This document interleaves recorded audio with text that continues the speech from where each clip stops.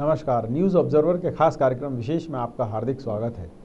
मध्य प्रदेश में शिवराज सरकार ने अब पूरी शिद्दत से काम करना शुरू कर दिया है। पूरी शिद्दत से इसलिए क्योंकि अभी तक जो 28 विधानसभा सीटें हैं उनके रिज़ल्ट नहीं आए थे। जब वो रिज़ल्ट आ गए, बीजेपी की स्थायी सरकार बन गई यानी बहुमत में आ गई, तब शिवराज जी ने सबसे पहले आत्मनिर्भर मध्य प्रदेश की परिकल्पना पर काम शुरू कर दिया है और इसके लिए बाकायदा उन्होंने एक डॉक्यूमेंट जारी किया है जिसमें किस क्षेत्र में क्या काम होगा वो भी प्रदेशवासियों को बताया गया है।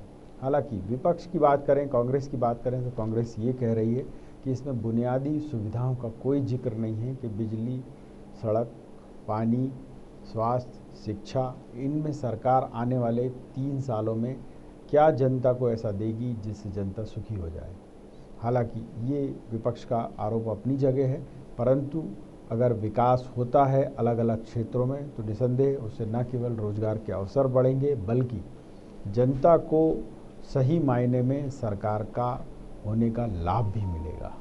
आज इसी विषय पर चर्चा करेंगे। चर्चा की शुरुआत करें उससे पहले मेहमानों का परिचय। बात में अगर कांग्रेस की करूं, कांग्रेस से वरिष्ठ नेता हैं संतोष परियार जी, कांग्रेस का पक्ष रखेंगे। अगर मैं बात करूं गुप्ता जी की तो सपाक्स का नमस्कार वो नेतृत्व यहाँ पर करेंगे और उस पार्टी की तरफ से बताएंगे कि इस परियोजना में या इस रोड मैप में उनको क्या खामी या खूबी नज़र आती है। सबसे पहला सवाल यहाँ आपसे बनता है संतोष जी कि जैसे ही बीजेपी सरकार स्थायी की तरफ बढ़ी और एक रोड मैप सामने आ गया, आत्मन MP@23 यानी आत्मनिर्भर मध्य प्रदेश, आत्मनिर्भर देश की तरह, ये परिकल्पना कैसी लगी आपको? प्रकाश जी, ऐसा है कि आत्मनिर्भर भारत की जो परिकल्पना है बहुत अच्छी है। निश्चित तौर पे जो है इस पर जो है स्वागत योग है बशर्ते, लेकिन पूर्व में जो है क्या हुआ, जो है पूर्व में इनकी कई योजनाएं हैं मध्य प्रदेश के अंदर। उसके अंदर भाई पुरानी चीजों को आप कुछ कर नहीं रहे, नया ला रहा हो, स्वागत जो है जनता को लाभ होना चाहिए। पहले इनकी योजना थी ना सब वहाँ पे बैठ के जो है, तो अभी मेरा मतलब ये है कि मध्य प्रदेश जो इनने योजना आपने आत्मनिर्भर योजना में ये इनको करना चाहिए कि बिजली का बिल लोगों का कम हो, जनता का लाभ हो, किसानों को लाभ हो और सबको, अगर सबको फायदा होगा तो बहुत अच्छा है। जनहितैषी लोगों को फायदा। हम तो विपक्ष में, हमारा काम है जो इनकी जो कमियां हैं वो गिनाना, तो हम अपने विपक्ष की भूमिका सरकार, जनता की जो समझदारी जो है उस जनता ने जो वोट दिया, जनमत का सम्मान करते हैं और पूरी तरीके से जो भी सकारात्मक जो वो रहेगा उसके अंदर हम सरकार के उस पक्ष में है और जो सरकार जो गलत करेगी हम उसके विपक्ष में है। हमारा काम। आप कह रहे हैं कि पहले भी बीजेपी ने इस तरीके की परिकल्पनाएं दी हैं, ठीक बात है। हाँ, बिल्कुल सही है। स्वर्णिम मध्य प्रदेश का क्या हुआ? मध्य प्रदेश आने वाले समय में इतनी स्थिति खराब हो गई कि लोग बेरोजगार होते जा रहे हैं। स्कूलों में फीस बच्चों की कम नहीं हो रही, पूरे स्कूल नहीं लगने के बाद भी स्कूल वाले पूरे फीस वसूल रहे हैं। व्यापार श्रम कानून के अंतर्गत 12 घंटे का वो ले आया साहब। ये तो ऐसा राज कर दिया है पूरे देश के अंदर कि आप ये बताइए, कोरोना काल में होने के बाद भी कोई भी लेबर 12 घंटे काम करेगी? क्या मजाक बना रखा है? ये तो पूरे देश की जो जनता है वो देख रही है और जो भी आने वाले समय में देखिए जनता जो वो करती, बहुत सोच समझ करती। इनके पास सीटें संख्या ज्यादा थी, कांग्रेस पार्टी के जो लोग चले गए थे, जो कांग्रेस ने मुद्दा बनाया था गद्दार और वफादार, तो जनता ने सोचा कि इनकी सीटें ज्यादा हैं तो अब तो कोई मुद्दे की कोई बात नहीं, अब तो सीधे सीधे जनता के हित में काम करें और लोगों को अच्छा संदेश दें। हमने 1 रुपये यूनिट बिजली करी थी, ये 50 पैसे कर दे। हमने जो करा था उसका हमने 27 लाख किसानों को कर्जा माफ कर दे, बाकी कर दे। अब इनकी अभी चलाना इनको है, ये अब चलाएं, अच्छा नहीं। पर पहले भी इन्होंने 2013 में भी मंथन 2013 करके शुरू किया था प्रशासन। मध्य प्रदेश का जो इनने सपना किया था उसमें क्या साकार हुआ? उसके अंदर मध्य प्रदेश में जनता को क्या काफी काम तो हुआ था फिर भी उस दौरान। काम दिख रहा ना साहब, क्या काम दिख रहा आप बताइए ना। स्किल डेवलपमेंट, अब आत्मनिर्भर भारत बहुत अच्छी योजना है, मेरे मुझे कहने में कोई गुरेज नहीं है कि देखो कागजों पे कहने, अभी आत्मनिर्भर भारत कितने साल में बनेगा, उसका क्या लेआउट प्लान रहेगा, कब तक वो उसमें शुरुआत होगी, कि उसको कुछ चार्ट भी देना चाहिए ना कि 6 महीने, साल भर, 2 साल, क्या 13 साल में बनाएंगे, 13 साल की आगे तैयारी करेंगे। तो वो तो साहब जनता है, जनता देखेगी और जनता इसका, वो लोकतंत्र में जनता मालिक होती है बिल्कुल। और जनता जो फैसला कहती है सबको, जो जनता ही जो है भगवान है और जनता वो जो आपको फैसला करती है बताएगी। उसके अंदर हो। बिल्कुल। गुप्ता जी, मैं आपसे जानना चाहूँगा कि सपाक्स इस आत्मनिर्भर एमपी की परिकल्पना को कैसे देख रही है? देखिए, मध्य प्रदेश के जो हमारे माननीय मुख्यमंत्री जी हैं वो प्रधानमंत्री जी को डिक्टो फॉलो करते हैं, और कोई भी मुद्दा जो सुबह प्रधानमंत्री जी बोलते हैं दोपहर बाद मध्य प्रदेश उसको इम्प्लीमेंट करने लगता है। उन्होंने कोरोना काल में प्रधानमंत्री ने लोकल वोकल, लोकल को वोकल का एक नारा देके और लोगों को ये आत्मनिर्भर बनाने के लिए प्रेरित किया था, जो उसमें 2-3 मुद्दे थे। कोरोना का संकट तो था ही, चाइना के कारण भी एक ऐसी स्थिति निर्मित हो रही थी कि देश को आत्मनिर्भर बनने के लिए आवश्यकता थी।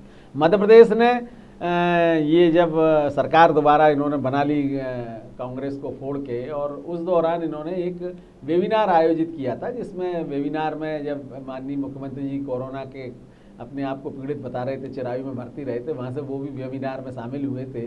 और वेबिनार के माध्यम से ये आत्मनिर्भर मध्य प्रदेश बनाने का एक नीति, मध्य प्रदेश नीति आयोग ने एक वेबिनार आयोजित करके लोगों के विचार, उसमें प्रशासकीय अधिकारी थे, जिले के कलेक्टर थे, कुछ क्षेत्रों के एक्सपर्ट लोग भी थे और मंत्री लोग भी थे।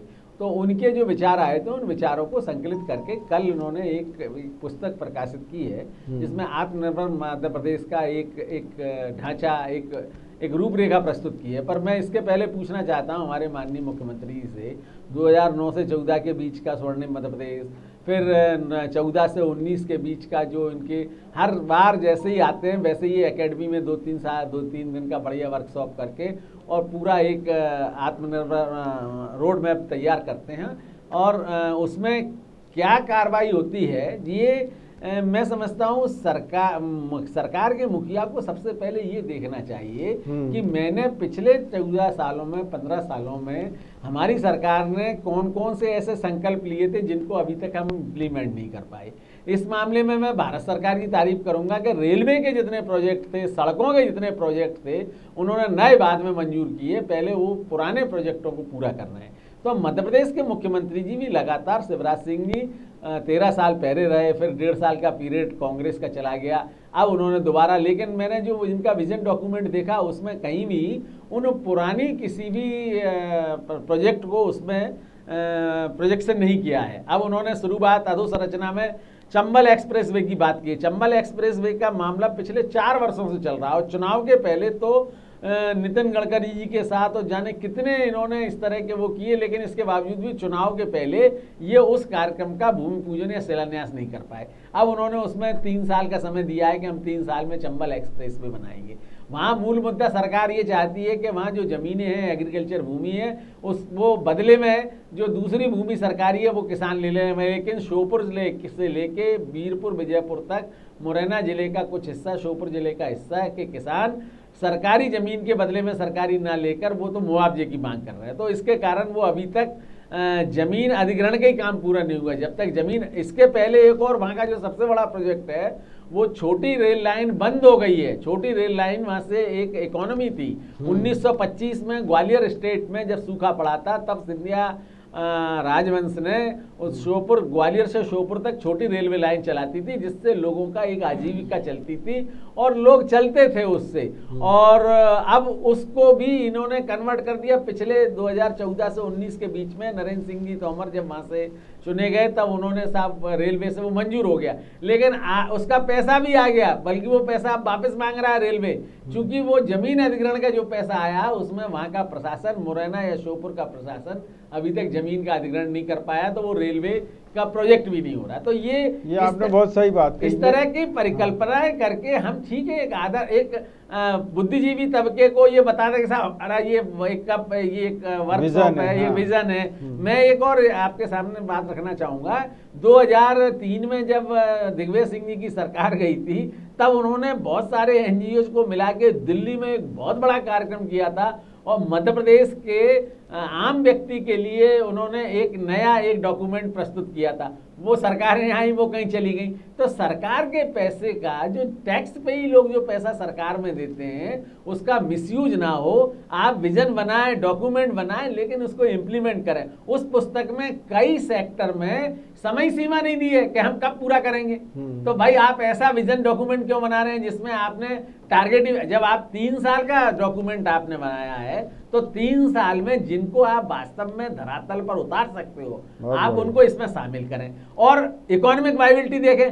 कल आप कह दोगे कि साहब क्या करें, वो तो कोरोना काल में तो कोई आमदनी नहीं हुई, अभी तो हम कर्जा लेके किसी तरह काम चला रहे हैं। बहुत बढ़िया तो बात मैं आपने नहीं कही है। समझता कि ये हाँ। पब्लिक को ठीक है। मीडिया के माध्यम से गुमराह करने का सपाक्स पार्टी इसका बहुत विरोध करेगी। यदि उसमें दर्शाई गई चीजें नहीं होती हैं तो ये राज्य के लिए एक धोखा डॉक्यूमेंट होगा। और यदि वो इम्प्लीमेंट करते हैं, पुरानी प्रोजेक्टों को इम्प्लीमेंट करते हैं, तो राज्य की स्थिति बहुत अच्छी हो सकती है। बिल्कुल। यहाँ मैं संतोष जी आपसे जानना चाहूँगा कि अक्सर ये होता है कि अफसर लोग सीएम को एक मायाजाल रच के और उसमें उलझा देते हैं। ऐसे ही कमलनाथ जी को भी उलझाया गया था कि आप तो बस यहीं बैठिए, मंत्रालय कहीं जाने की ज़रूरत नहीं है और रोज़ जो है प्रोजेक्ट सेंक्शन करिए।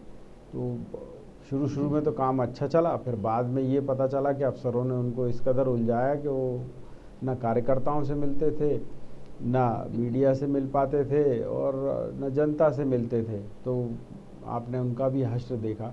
आपको क्या लगता है ये गलती वहाँ कमलनाथ जी से हो गई थी? देखिए साहब, कमलनाथ जी ने जो 11-12 महीने में जो काम करे जनता के सामने है। जो भी इम्प्लीमेंट हुआ, इनको करना हो करें, नहीं करना नहीं करें, इनकी सरकार है। हम तो सीधे जो है सकारात्मक जो जनता के मुद्दे हैं, जो इनने स्वर्णिम मध्य प्रदेश का सपना जो है पूरे मध्य प्रदेश के लोगों को दिखा रहे हैं, तो इसको साकार होना चाहिए। ये स्वागत योग्य है। जहाँ तक पुरानी जो है, जब ये पुरानी जो योजनाएं जो है स्वर्णिम मध्य प्रदेश की, उसमें क्या इन्हें दिखाया, क्या शिक्षक, क्या रोजगार, क्या नहीं। तो चलिए वो उसमें ये चुनाव हार भी गए 18 का, पर अब अगर ये नई चीज ला रहे हैं तो इसका तो स्वागत होना चाहिए। इसका स्वागत कर रहे हैं ना सर, हम तो बोले ना, हमने मध्य प्रदेश की जनता के हित में जो भी योजनाएं होंगी उसमें सकारात्मक तौर पे हम इनका स्वागत करते हैं। और स्वागत योग्य जो योजनाएं, और जहाँ इनकी कमियां है वो खामियां गिनाएंगे। हम इनकी पुरानी खामियां गिरा रहे हैं कि स्वर्णिम मध्य प्रदेश के अंदर इन्हें क्या करा, कुछ भी नहीं। अब जो भी अच्छा है अभी स्वर्णिम मध्य प्रदेश का जो सपना दिखा के जो मध्य प्रदेश जनता को कर रहे हैं, तो इसमें अगर होता है तो स्वागत योग्य है। हम तो, हमारा इनसे ये सवाल है कि हमने जो बिजली के बिल लोगों के माफ होना चाहिए या नहीं होना चाहिए।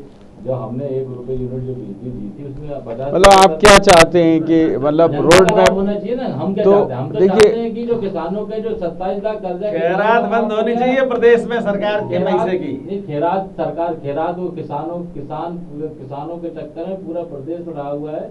खैरात वो नहीं है, खैरात नेताओं की जेब में जो पैसे जाते हैं वो खैरात है। खैरात वो है जो 2 एकड़ का किसान 500 एकड़, हजारों करोड़ की संपत्ति इकट्ठी नहीं। पर यहाँ संतोष जी एक बात, संतोष जी एक बात और उठती है, प्रोडक्टिविटी भी तो देखी जाए। अब आप बताइए, झुग्गी वालों को आप फ्री में बिजली दे देंगे, फ्री में, तो मैं यही कह रहा हूँ। सुन तो लीजिए, उससे प्रोडक्टिविटी क्या निकल रही है? एक झुग्गी में फ्रिज भी चल रहा है, वहाँ टीवी भी चल रहा है, वहाँ दुनिया भर की सारी चीजें। भाई आप सुन तो लीजिए, अर्जुन सिंह कोलार रोड की जो झुग्गियां भाई साहब बाढ़ में है, उसमें 45 लाख रुपए का मुआवजा बट गया और वो दोबारा फिर भाई की वही बन गई। देखिए क्या है गुप्ता जी, बहुत अच्छी, देखिए क्या है, एक तो नहीं वो ठीक है, गरीब किस्मत का मारा है। आप तो बंगले बैठ के बातें कर रहे हो, आप उसके बारे में क्या कहना चाहते हो जो जिसके पास आज से 10 साल कुछ भी नहीं था, वो आज अरबों की संपत्ति हो गई। आज झुग्गी वालों को 1 बत्ती कनेक्शन दे कोई सरकार एहसान थोड़ी कर रही है। ये हाँ 100 यूनिट से ज्यादा अगर वो चलाता है तो वो निश्चित तौर पे उसको भी कार्रवाई करना चाहिए। नहीं, कैसे करे कार्रवाई? अगर वो घुसते हैं तो वो पिट के लौटते हैं वहां से, कनेक्शन ही नहीं काट सकते वो वहां के। शासन की जो, देखिए क्या शासन की जो योजना है, जो जन राजनेता है, जनप्रतिनिधि लोग हैं, इनको जो है उस पर ध्यान देना चाहिए कि अगर 100 यूनिट तक है उसके बाद उसका बिल बढ़ा देना चाहिए। अभी तो जिसके 100 यूनिट जो जला रहा वो 5-5 हजार 6-6 हजार वो दे रहा था बिल बिजली का। नहीं ये सही, ये ठीक है आपका कहना, पर मैं ये जानना चाह रहा हूँ कि देखिए प्रदेश का विकास तब होगा जब हर व्यक्ति श्रम करे जी। ऐसा तो नहीं कि उसको आप पैरासाइट, सुन तो लीजिए, पैरासाइट बना के बिठा दें कि काम करे नहीं, ना वो मजदूरी पे जाए, ना वो कोई काम करे, आप फ्री में उसको राशन दे दें, फ्री में बिजली दे दें, फ्री में पट्टा दे दें, तो वो काम क्यों करेगा? प्रकाश जी बहुत सही बात कर रहे हैं, सब मेहनत करेंगे जब भी करेंगे, लेकिन जहाँ तक किसानों की बात है, नहीं किसानों की नहीं कर रहा मैं किसानों की बात इसलिए नहीं कहता क्योंकि बिठा के अगर आप उसको बिजली भी फ्री देते हो तो वो राष्ट्र के लिए प्रोडक्शन कर रहा है। वो अनाज मैं उपजा तो के दे रहा है, हाँ जब बिल्कुल खा सही रहे हैं बात है, हम। आपका हम उसकी बिल्कुल बात सही नहीं कर रहे। कथन है। हाँ, लेकिन जो लोग नाकारा लोग हैं, जो निकम्मे लोग हैं, जो कुछ भी नहीं करना चाहते, शासन द्वारा इनको कुछ भी नहीं देना चाहिए। ठीक बात किसी है, को बहुत देना बढ़िया। चाहिए, जो जो कुछ काम करना चाहता है उसको जो बिल्कुल सही। लोन करवाना चाहिए, उसको हाँ आत्मनिर्भर बनाना मैं हरिओम जी यहाँ आपसे जी, जानना जी, चाहूँगा कि जी। ये रोड मैप जो आया इसमें रोजगार की कितनी संभावनाएं देखते हैं आप? क्या इसमें उद्योगपतियों को या नए उद्योग लगाने वालों को प्रोत्साहन देने की बात है, या सिर्फ एक शब्दों का मकड़ जाल है कि ऐसा कर देंगे वैसा कर देंगे, जब आदमी जाता है उद्योग लगाने तो इतनी क्वेरी हो जाती है कि वो छोड़ के ही भाग जाता है? देखिए जो मैंने उसमें विजन डॉक्यूमेंट में देखा है, एमएसएमई सेक्टर में जो औद्योगिक संरचना के बारे में इन्होंने बात की है, पिछले 15 सालों से ये औद्योगिक संरचना की बात कर रहे हैं, लेकिन एक भी व्यक्ति ऐसा नहीं है जिसने मध्य प्रदेश में कोई 1 लाख करोड़ रुपए का इन्वेस्ट किया हो। इवन रामदेव बाबा के लिए इन्होंने 14 से 19 के बीच में बहुत प्रयास किए, जमीन दे दी, लेकिन वो भी सक्सेस नहीं। उनको भी कहीं ना कहीं मतलब मध्य प्रदेश की जो ब्यूरोक्रेसी है, जो उद्योग विभाग है, वो उद्योग विभाग के चक्कर में यदि कोई उद्योगपति पड़ जाए तो वो कभी उद्योग लगा ही नहीं सकता। आपके चैनल के माध्यम से हमने 1 या 2 बार इस पर चर्चा की है, और मैंने आपके माध्यम से सरकार से अनुरोध किया है कि आप एक सीमा निश्चित कर दें, 50 करोड़ 100 करोड़ तक के उद्योग कोई भी प्रदेश का व्यक्ति अगर अपने संसाधनों से, अपने प्रयासों से कहीं भी लगाता है तो उसे 2 साल तक किसी तरह का कोई तरह की अनुमति लेने की जरूरत नहीं है, और 2 साल या 6 महीने या साल भर, और उसके बाद फिर सारी अनुमतियां आप दीजिए, सिर्फ पॉल्यूशन वाले को छोड़ के, जिससे कि पर्यावरण हमारा खराब ना हो। लेकिन डे 1 से अगर कोई उद्योग में लगाना चाहता है तो पहले तो साहब आप AKBN में जमीन लें। AKBN में जमीन लेने के लिए आपको 6 चक्कर लगाने पड़ेंगे, फिर उनके जो रेट है उस रेट के अतिरिक्त पैसा देना पड़ेगा, फिर वो रजिस्ट्री होगी, रजिस्ट्री के बाद भी वो आपका मालिकाना हक नहीं है, वो आपको हर साल उसमें लीज रेंट देना है, चाहे आप उसमें उद्योग लगा पाएं या ना लगा पाएं। जिस प्रोजेक्ट के लिए जमीन मंजूर हुई है वो प्रोजेक्ट के लिए क्लियरेंस नहीं मिल रहा। अब वो प्रोजेक्ट रिपोर्ट बनी तो साहब पॉल्यूशन ने कह दिया कि नहीं साहब इसमें तो ये दिक्कतें हैं, अब या तो फिर बैकडोर एंट्री से पॉल्यूशन से मैनेजमेंट करो तब वो करे। इस दौरान इसमें 6 महीने से साल भर लग जाता है। प्रोजेक्ट की लागत उसने किसी उद्योगपति ने 50 करोड़ लगाई तो साल भर बाद वो प्रोजेक्ट हो जाता है 100 करोड़ का। अब इस ऐसे कई उदाहरण हैं। पिछले 3 साल से इस प्रदेश में औद्योगिक संवर्धन नीति के अंतर्गत नए उद्योग जो लगते हैं उनको 40% तक अनुदान मिलता है, और जिला अनुदान, ये अनुदान के लिए कलेक्टर स्तर पर कमेटियां बनी हुई हैं। संबंधित जिले का DIC उन केसों को प्रस्तुत करता है, पर आप पता लगा लें पिछले 3 साल में कितने केसेस हुए और कितने जिलों में पेंडिंग है। और DIC का जो जनरल मैनेजर है वो एंटरटेन ही तब करता है जब 15% की बात हो जाती है। तो ये सारी नीतियां जब तक खत्म नहीं होंगी, भाई हमारा आप गुजरात का उदाहरण ले लीजिए, इवन उत्तर प्रदेश अभी जब से चेंज हुआ है, वहां BJP की सरकार आई है,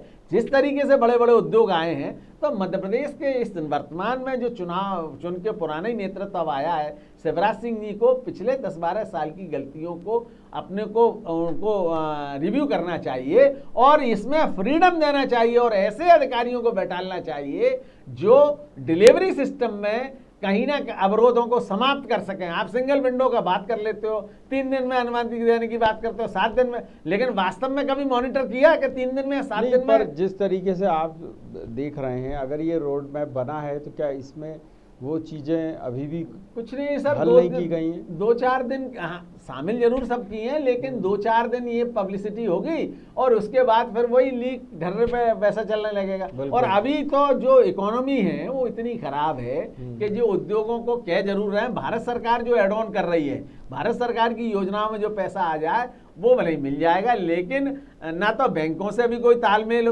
प्रॉपर है। जो 10,000 वाला है वो उन्होंने चुनाव के पहले जितने लोगों को दिलवा दिए उसमें भी नेशनलाइज बैंकों ने मैक्सिमम ने दिया, लेकिन इस समय बिजनेस प्राइवेट बैंक बहुत कर रहे हैं, ICICI हो, SDFC हो और दूसरे बैंक है, लेकिन उन्होंने बहुत कम दिया, न्यूनतम दिया या दिया ही नहीं है। तो इस पर भी सरकार को कहीं ना कहीं जब तक सख्ती नहीं होगी, बैलेंस रखना चाहिए। बिल्कुल। यहाँ मैं संतोष जी आपसे जानना चाहूँगा कि प्रदेश में रोजगार तभी बढ़ेगा जब यहाँ के लोकल लोगों को, स्थानीय लोगों को आगे बढ़ने का मौका मिले, उन्हें ठेकेदारी में, उन्हें तमाम ठेकों में प्राथमिकता मिले। मध्य प्रदेश में कमलनाथ की सरकार रही हो या अभी वर्तमान सरकार हो, ऐसा कोई क्लॉज नहीं है जिसमें ये प्रदर्शित होता हो कि नहीं साहब मध्य प्रदेश वाले को प्राथमिकता देंगे। नहीं प्रकाश जी, ऐसा नहीं है।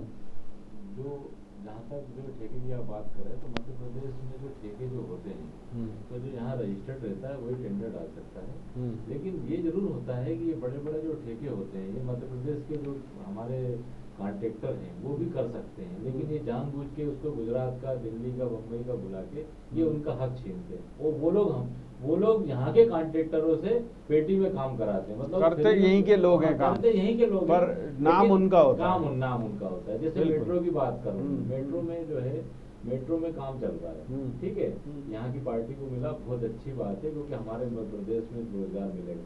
लेकिन वही क्या है कि साहब जैसे स्टेशन का टेंडर है उन्होंने लगा दिया, अब वो दिल्ली मुंबई वाले आते हैं, वहाँ से जो है ठेका ले लेते हैं, यहाँ आदमी खोजते रहते हैं, अब बेचारे जो है यहाँ के लोग रह जाते हैं। तो यहाँ पे बहुत अच्छी बात कही गुप्ता जी ने कि मध्य प्रदेश के लोगों को ही ठेका मिलना चाहिए, अगर वो सक्षम है तो उसको दो। हाँ, लेकिन ऐसा नहीं, पर अफसरशाही ऐसा होने देती है क्या? अब जैसे कमलनाथ के समय पे भी ये कहा गया जरूर कि साहब मध्य प्रदेश के लोगों को प्राथमिकता, एक इन्वेस्टर समिट भी करा ली, फ्लॉप रही हालांकि वो भी इंदौर की, पर वो बात नहीं निकल कर आ पाई कि नहीं साहब यहाँ का आदमी अगर कोई उद्योग लगा रहा है तो उसको हम प्राथमिकता दें। साहब यहाँ का आदमी जो उद्योग लगा रहा है उसके बारे में तो कोई विचार ही नहीं करता है। पूर्व में अभी तो हम उसकी बात करें साहब कि जो फैक्ट्री हमारी 75% बंद हो गई, आज उनकी स्थिति ये है कि बेचारे कर्मचारी, ठीक बात है, तनख्वाह देने के पैसे नहीं है। हरिओम जी, मैं आपसे जानना चाहूंगा कि आज अभी अपन पुरानी बात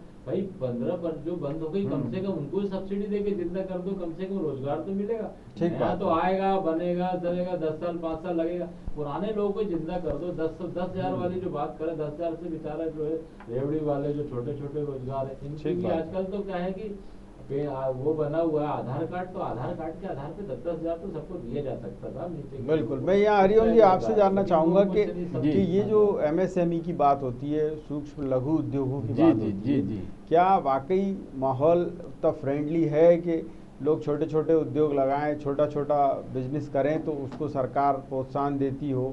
बिल्कुल नहीं है, बिल्कुल नहीं है। कदापि अगर प्रैक्टिकली व्यावहारिक तौर पर देखें तो कोई अगर नया व्यक्ति जाता है तो पहले तो उसको एंटरटेन ही प्रॉपर तरीके से नहीं किया जाता। फिर अगर कहा भी तो उन्होंने कहा भाई पहले आप अपनी रुचि दिखाइए, फिर प्रोजेक्ट बनवाइए, फिर आप हमारे यहाँ एरिया देखिए, फिर उसके बाद आप अब एरिया देख लिया, अचार पूरा बना दिया, पानी नहीं है, कई जगह आपका जो बेसिक चीजें हैं, आप पीलूखड़ी में पानी नहीं है और पैसे पूरे साल के ले रहे हो, आप हर साल का लीज रेंट ले रहे हो। अब गोविंदपुरा में कई एरिया में सड़कें खराब हैं, तो आप AKBN आखिर करता क्या है, मेरी ये समझ में नहीं आता।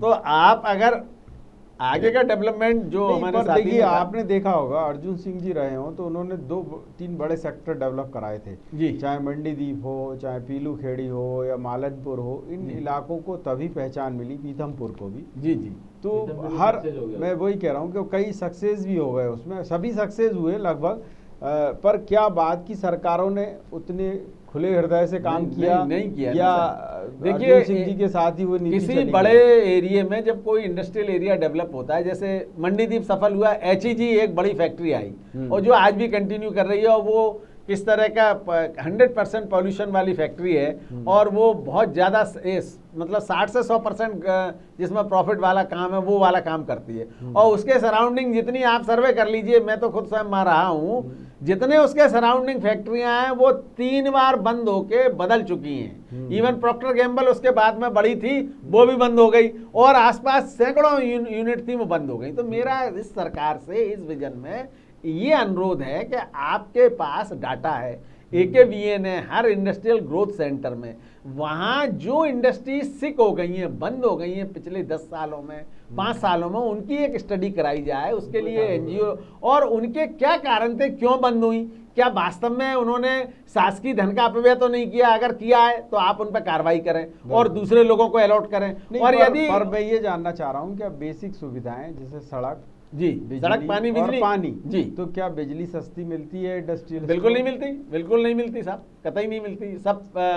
और कांग्रेस बहुत दावे करती है कि इन्होंने बड़ा फ्रेंडली माहौल बनाया। नहीं, कुछ नहीं तो बनाया। क्या कांग्रेस ने इंडस्ट्री मालिकों को कुछ सुविधा दी बिजली के मामले में? प्रकाश जी, एग्रीमेंट हुए कि हम लगाएंगे, जिसमें श्री सीमेंट दक्षिण का वो लगा रहता मैं है। आपसे पूछ रहा हूँ सुविधाओं में कुछ, सुविधाओं में कहीं कुछ नहीं सर। relaxation मिला क्या? हाई टेंशन लाइन अगर हमने ली है तो जितने किलोवाट हमारा लोड है हम यूज करें या ना करें, हमें उतना बिल देना है। आपकी यूनिट चले बताइए या साहब, ना चले, संतोष उससे जी, हमें कोई लेना देना अब नहीं। मैं आपसे पूछूंगा, क्या ये वाकई अधिकारियों की एक मकड़ जाल है कि वो नेताओं से घोषणा तो करा देते हैं, पर जब आप इंडस्ट्रियलिस्ट को सुविधाएं नहीं दोगे तो वो क्या अपने घर से लगाएगा क्या पैसा?